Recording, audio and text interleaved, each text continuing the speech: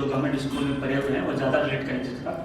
तो स्टोरी से ऐसा शुरू करते हैं कि मेरा जो स्कूल था मेरे घर से अराउंड 2 किलोमीटर या 3 किलोमीटर के आसपास था, बट जब रोड की तरफ से जाएंगे तब तो शायद 2 किलोमीटर लगेगा, बट होता है ना कि गांव में खेत के रास्ते से अगर जाएंगे तब 1 किलोमीटर में आप आसानी से पहुंच जाएंगे।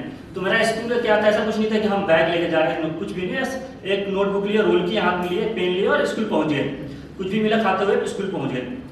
तो स्कूल का ऐसा सीन था कि ऐसा नहीं था कि मतलब हमारा जो स्कूल था कि 9 से 10 हिंदी होगा या 10-11 से इंग्लिश होगा या 10-11 के बाद मैथ होगा, ऐसा कुछ नहीं है। ये हम जब डिस्कस किए हमारे मूड के ऊपर डिपेंड हम पढ़ना क्या है, ठीक है। टीचर जो है वो अपना आराम से कंफर्ट जोन में, कोई ऑफिस में बैठा हुआ, कोई इधर सो रहा है, कोई इधर बैठा हुआ है, ये गवर्नमेंट स्कूल का ऐसा था सीन। अब हम डिस्कस कर रहे, प्लानिंग कर रहे, हमें पढ़ना क्या है। अब एग्जाम्पल तौर पे कुछ देर खेलने के बाद मूड हुआ कि मैथ पढ़ते हैं, तो हम जाते हैं मैथ टीचर के पास पढ़ने के लिए, पूछने के लिए। तो हम भोजपुरी एसेंट में बोलेंगे थोड़ा अच्छा दिखेगा कि सर थोड़ा पढ़ा दीजिए ना, तो वो सर सो रहे, हम लोग ऐसा होता है और रिलैक्स होते हैं, वो सो रहे आराम से, हम लोग जाके उनको ऐसा कह सर पढ़ा दीजिए ना, वो टाइम अच्छा आते आधे घंटे में आते तुम जाओ। फिर हम लोग जाएंगे, फिर थोड़ा खेलेंगे कूदेंगे, फिर रिलैक्स होकर फिर थोड़ा पढ़ाई करते हैं। तो फिर हमको चलो हिंदी पढ़ते हैं, तो हिंदी मैंने कौन तो वो स्वेटर पहन लिया ठंडी के दिन में, स्वेटर चल रहा, मैडम थोड़ा पढ़ा दीजिए ना, वो थोड़ा बाकी है ना, थोड़ा प्लीज पढ़ाते हैं। तो ऐसा है कि आता है याद मुझको गुजरा हुआ जमाना, आता है याद मुझको गुजरा हुआ जमाना, वो बाग की बहारें, वो सबका चचहाना। तो एक इंग्लिश टीचर था उसमें, तो हमेशा क्या ना डिफिकल्ट ट्रांसलेशन दे या जो भी नॉर्मल सिंपल से सेंटेंसेस देगा। तो होता क्या था कि वो इंग्लिश जो टीचर थे मेरे गांव के ही थे, वो मेरे दादा लगते थे, एक मेरा दोस्त था उसका नाना लगते थे, ठीक है ना। तो मेरा जो दोस्त था उसमें एक लड़की से उसका सेटिंग था।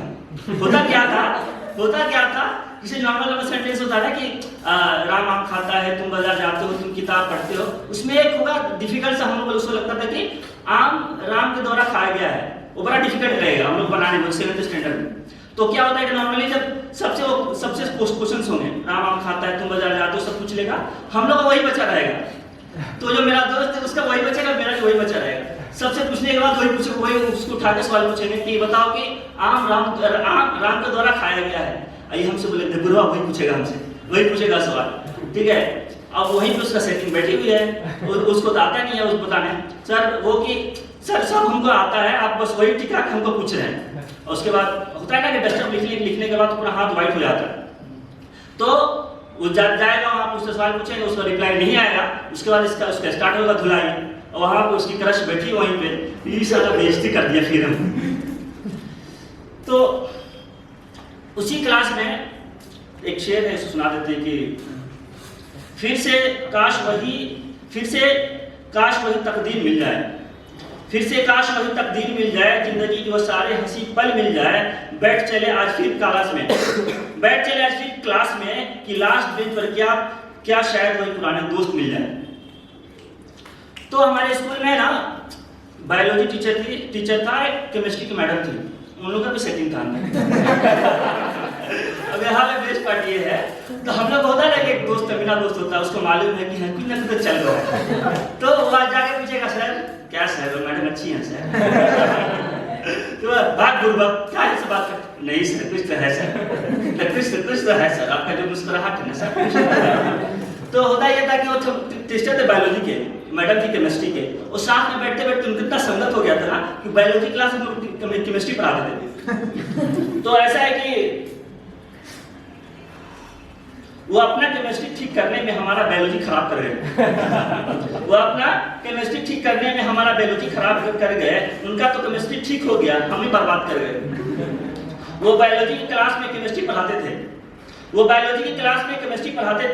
H2+OH4 को हर रोज मिलाते थे। H2O से होता है पानी, वो कहते थे H2 है राजा और वो है उसकी रानी। उन्होंने बायोलॉजी का माँ बहन एक कर डाला, H2O में चीनी मिलाकर उसे शरबत बना डाला। उनको पढ़ाना था दिल कैसे काम करता है, वो बोलते हैं देखो दिल कैसे धड़कता है। तो ऐसे करते रहते हम लोग का 7, 8, 9, 10 पूछा। तो जो पढ़ाई का जो नेक्स्ट लेवल था ना, चीटिंग उसी लेवल का था हम लोग का। तो हम लोग 10th का बोर्ड एग्जाम हो रहा है, ठीक है ना, हम लोग बैठे हुए क्लास में, हम सेकंड बेंच में बैठे, मेरा दोस्त बैठा हुआ 5th या 6th बेंच बैठा हुआ है। तो कुछ सोशल साइंस का कुछ सब्जेक्ट था, तो अब उसको मालूम है कि हम क्या पढ़ा हुए हैं, हमको मालूम है वो क्या पढ़ा हुआ है। तो सबके पास चीटिंग तो मौजूद है, सबके पास चीटिंग है, सब कर रहे हैं। अब वहाँ टीचर बैठा हुआ, चीटिंग भी बहुत सारी चीजें होती है। जो बैक बेंचर फ्रेंड्स होते हैं ना, मेरा जो भी सर्कल था बैक बेंचर था, वो नहीं डरते, वो सस्पेंड हो जाएंगे, खेत में काम करेंगे, खेत में वैसा मेंटेलिटी के साथ हम थोड़ा थे, पर नहीं तो थोड़ा थे, सीरियस थे। हम उसको बोले देखो चीटिंग तो मत फेंकना। अब सोचिए वो हम सेकंड बेंच पे, वो लास्ट बेंच बैठा है, अब उसको चीटिंग मिला, अरे सर रोल किया, ऐसा ये चीटिंग है, वहां से यहाँ फेंक रहा है और टीचर यहीं पे है, वो मिलेगा तो सस्पेंड कंफर्म है। फिर उसको डर नहीं है, फिर लिख लिया, हम उसको बोलते भाई रहने दे, हम पास हो जाएंगे, 30 मार्क्स लिख ही देंगे, इतना कॉन्फिडेंट है, सस्पेंड नहीं होना। फिर लिख रहा है, फिर इसको अच्छा फेल ले, फिर रोल किया, फिर फेंक रहा। मेरे पास उसको डर ही नहीं है कि मतलब पास करेगा। तो ऐसे क्या, फिर मैथ एग्जाम था एक दिन, तो मेरा एक दोस्त था, उसको इतना भी नहीं मालूम कि एग्जाम किस चीज का है। वो क्या करेगा, सब चीज लेके पहुंच जाएगा, इधर डालेगा उधर डालेगा, वहां पे गेट पर पहुंचने के बाद पूछ रहा है कि सर आज किसी से एग्जाम था? बोले मैथ। अरे तो मैथ का चीटी नहीं लाया, सोशल साइंस का है, मैथ का, फिजिक्स का है, इंग्लिश का, हिंदी का है, वो तो मैथ का लाई नहीं। तो इस तरह का हमारा था। तो एक लास्ट यही है कि जिंदगी के सब दुख दर्द भूल जाते हैं, जिंदगी के सब दुख दर्द भूल जाते हैं, चलो बचपन वाले फिर स्कूल जाते हैं। Thank you so much. Drop a like, leave a comment, and don't forget to subscribe. Thanks for watching.